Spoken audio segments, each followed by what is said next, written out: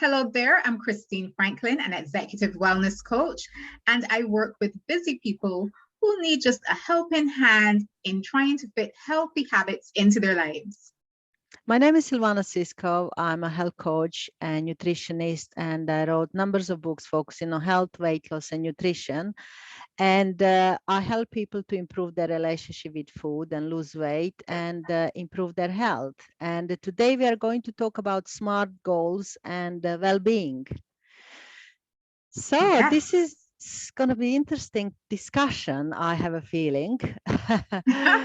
So, yes, SMART goals. People always talk about SMART goals. In the context of business, but In the, not often in the yeah, context of well-being. yes. So let's just remind everyone what SMART stands for. So S in SMART means specific. Mhm. M is measurable, A is achievable, R is relevant, and T is time bound. Yes. So when it comes to well-being, can you give an example of S specific? Oh, yeah, that's easy when we think about foods, for example. Mhm. And we think about, for me, I always tell clients there are parameters for eating healthy, and there's the principle of noticing what feels good in your body as well. So we combine both of those. So we start with the basic principle as a foundation, but in doing this and in working through the process, we narrow it down to the specific healthy foods that work well for the individual. So literally, we pin it down just like we were talking about last week with the grocery list. We pin it Mhm. down to really clear, specific foods that we know are our go-tos. So in the same way that we talked about preparing a grocery list, we have an idea of what we typically will eat. Is like thinking about meal planning. That's also another specific way of narrowing down exactly what you're going to be eating. And so you know very clearly, there's no doubt. You don't have to waver. You don't have to wonder. You don't have to think, oh, do I need to go and grab something? Because you have outlined specifically what is going to work for you, continuing on or for a specific week.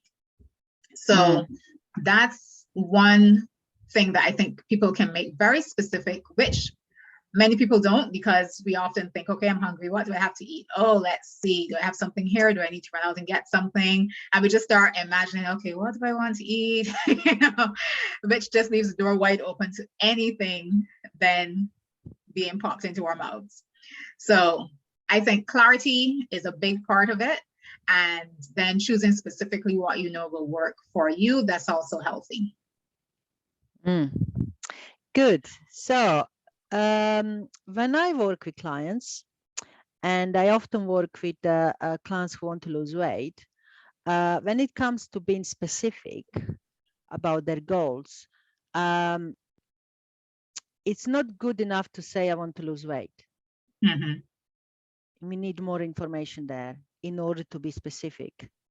Um, so if client says they want to lose weight, we look at all the things that they need to do in order to lose weight. Mm-hmm. So one of the things could be they need to start training, let's say 3 times a week, or eating 5 a day, or Mm-hmm. drinking 8 glasses of water a day. Mm-hmm. And that's a kind of good way of measuring things, because losing weight, what does it actually mean? Mm-hmm. That's not specific enough. How will you lose the weight? That's much more specific. Then we are going into the details. Then we are Right. looking at how you're actually going to lose weight. What do you need to do in order to lose weight? Mm-hmm. So It depends of each person, because I'm very kind of person-centered. If person is, if the client wants to start doing exercise, then we use that.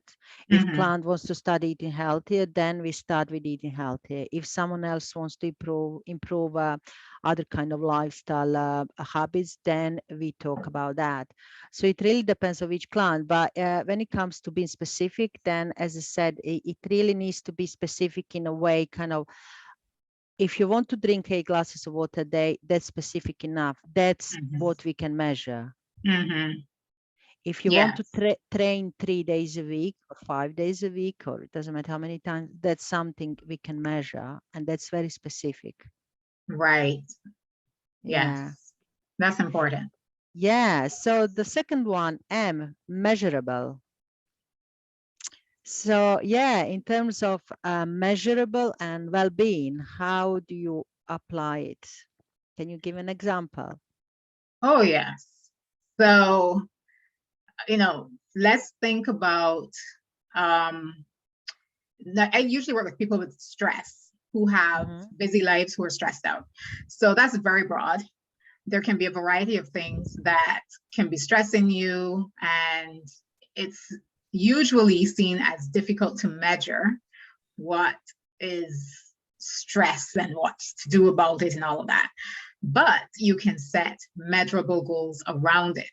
So, for example, if you know that there is a specific situation that you find stressful, you can measure how you feel in the situation when we start to apply principles. This is something that I do with clients. When we start to apply some of the principles that we talk about, then when you're in that situation, what is the actual feeling or emotion that you're experiencing? So we don't often think about our emotions as being measurable, but they are. We know when we're happy, we know when we're sad, we know when we're angry, and we can usually put a name to the emotion. So we can also measure how much it is. We can feel whether we're getting extremely angry or whether there's just a little bit of annoyance.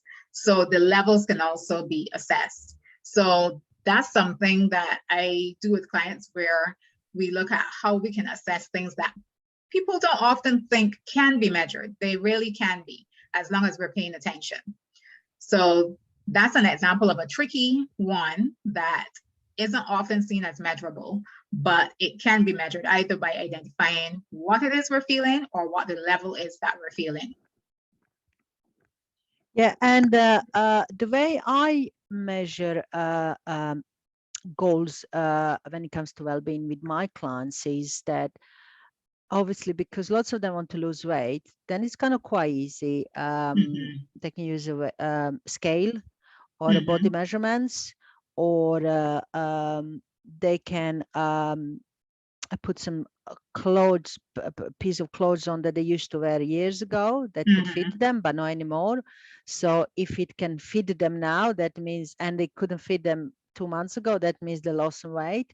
But also when it comes to other things, such as I sometimes work with the clients, especially menopausal women who have a menopausal symptoms, and which affect their sleep. So sometimes they say they don't sleep well, and then the way to measure it is, how many times did you, how many hours did you sleep last night, or how many times did you wake up?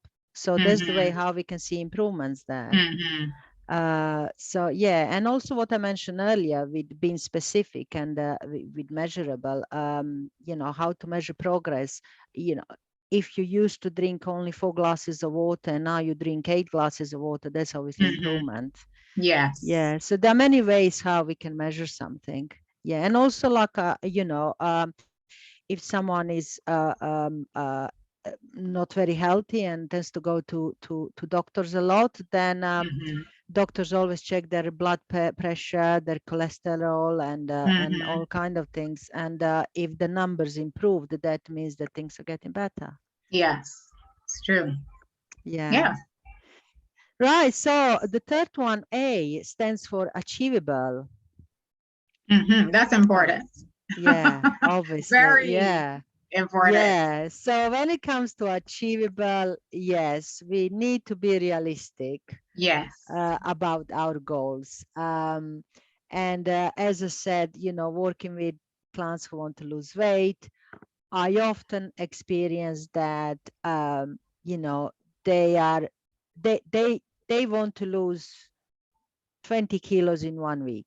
You know, they want to lose half of the body fat within the next few days. Those things are not achievable. We really need to be realistic about our goals. Yes.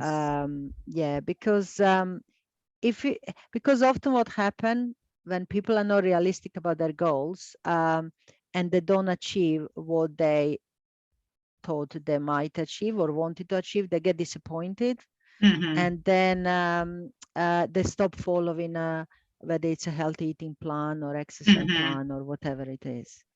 So for that reason, it's really important to be realistic about the goal. Yes. And in terms of being achievable, you also need to think about what needs to be in place for you to achieve the goal. So one of the things that we've talked about in the past is having support. So whether it's support from a health coach, whether it is support from your family or from a friend, that is an important part of actually achieving the goal, because that encouragement, that moral support, that's what's going to keep you going when implementing change isn't always easy. So if you want your goal to be achievable, it's important to think about what needs to be in place already to get to that point where you reach the goal that you're aiming for. Yeah, that's right. Yeah. Right. And next one is relevant. So yeah, when it comes to setting goals and when it comes to SMART goals, R stands for relevant.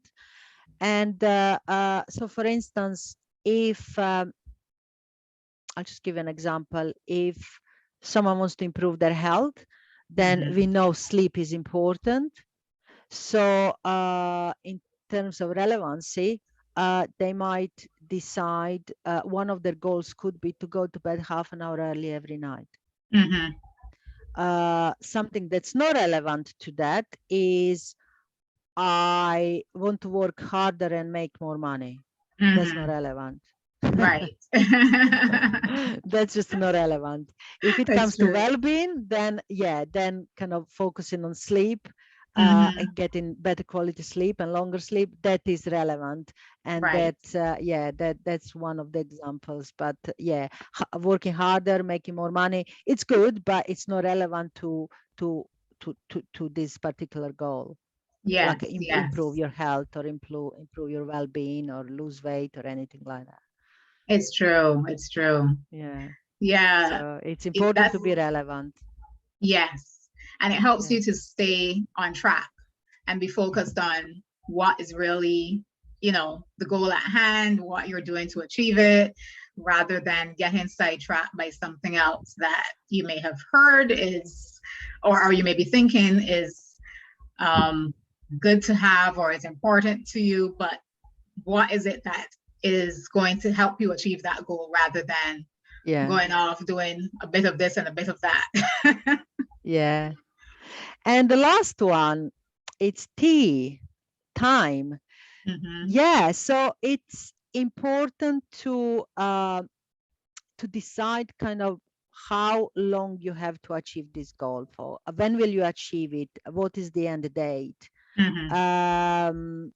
So let's say if the person wants to lose weight and they say, I want to lose weight.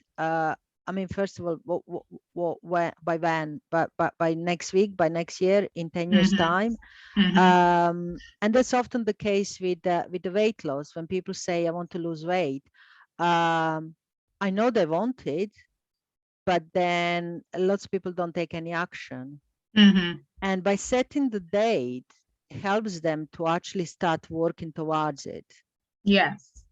So for that reason, it's important to have some date in mind. Right. So for instance, when ladies are getting married, most of them want to lose weight, and they know that by certain date they need to lose weight. Right. And that is the date. That is the goal, to lose weight, but that's by Mm-hmm. certain date. What happened afterwards? That's another story. Mm-hmm. Yeah. Yeah, but yeah, they have a date in mind, and they work towards it. They take action, and very often the ladies who want to lose weight by their wedding day, they achieve their goal. Yes. Yes. Yes. Yeah. Yeah. It's important to really give you that extra boost of motivation. And again, going back to having clients that are stressed.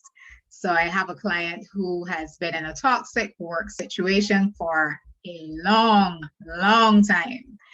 And without a time bound goal of getting out of that situation, which clearly is not changing, although she keeps saying that she will, then there's procrastination happening without actually having a fixed deadline and working towards, okay, what else do I want to put in place before I make that move? Do I want to look for another job? Do I want to set up my own business? Am I going to do that now so that I can achieve that goal by X date? Because without that date, it could go on and on and on for another goodness knows how many years.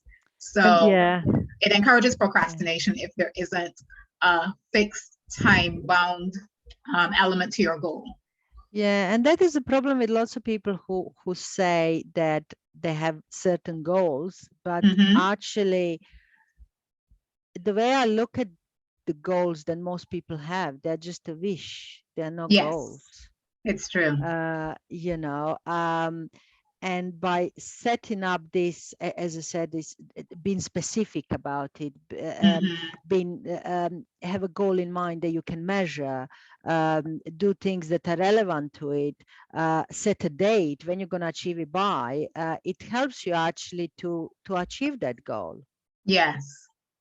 Yeah. It's true. So, and as you said at the beginning, kind of lots of people use SMART goals in business, but not really in well-being. But actually, SMART goals can be applied to everything and anything in life.